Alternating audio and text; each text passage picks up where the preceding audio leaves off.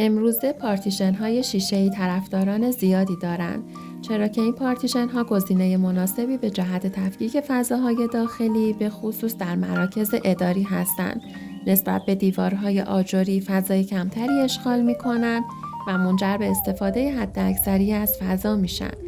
ایجاد حریم خصوصی برای کارکنان و امکان نظارت مناسب و کارآمد مدیران رو به همراه دارند. نسبت به پارتیشن‌های چوبی، پلاستیکی و حتی فلزی، فضایی مدرن و جذاب‌تر رو در اختیار ما می‌گذارند.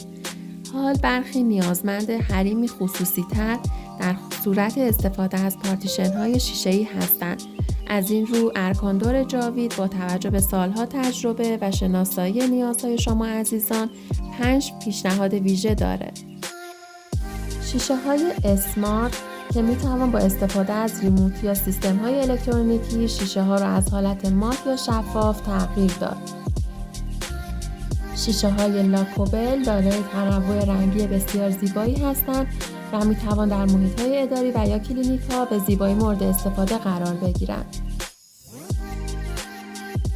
شیشه‌های سن‌بلاست طبق سلیقه و درخواست کارفرما با طرح‌های گوناگون قابل اجرا هستند.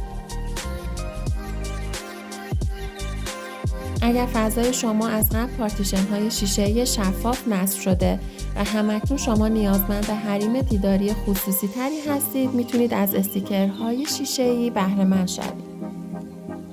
و در نهایت اگر نیازمند عایق صوتی بیشتری هستید، میتونید از شیشه‌های 2 جداره و یا لامینیت استفاده کنید.